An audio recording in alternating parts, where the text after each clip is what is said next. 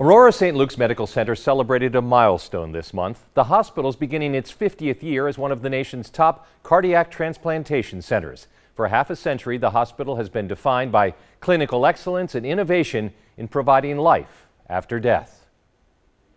Robert Santilli knew what he was in for when he found himself in end-stage heart failure. After all, he was a retired physician.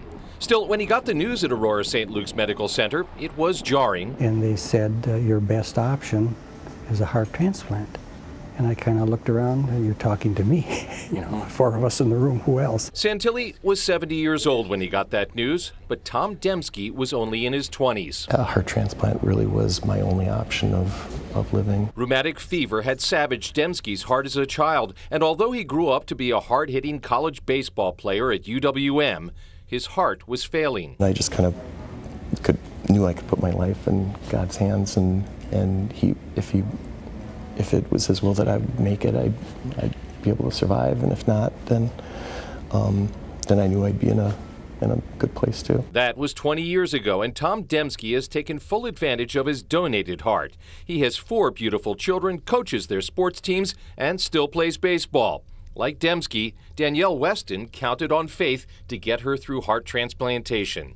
This young wife still marvels at what she calls her miracle. It's just amazing how you can take the heart from someone else and put it in someone else's body, and just with a few meds and stuff, they can live pretty normal lives, you know, except for having to take a few pills every day. I mean, I'm fine with that. All 3 of those patients had geography on their side. They live near Aurora St. Luke's, which was where the first heart transplant in the Midwest took place in 1968.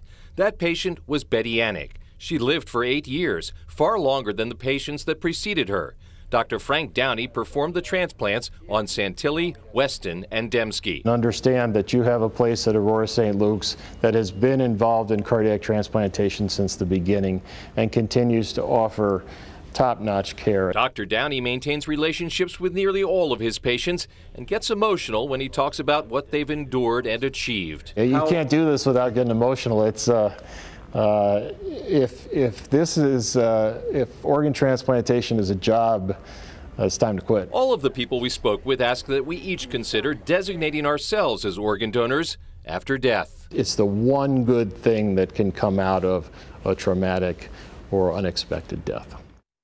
The fact is, everybody I spoke to for this story spoke about the importance of organ donation. If you ask, DMV will identify you as an organ donor on your driver's license. Your organs can save lives in the event of your sudden death. I'll quote a popular saying here: "Don't take your organs to heaven. Heaven knows we need them here."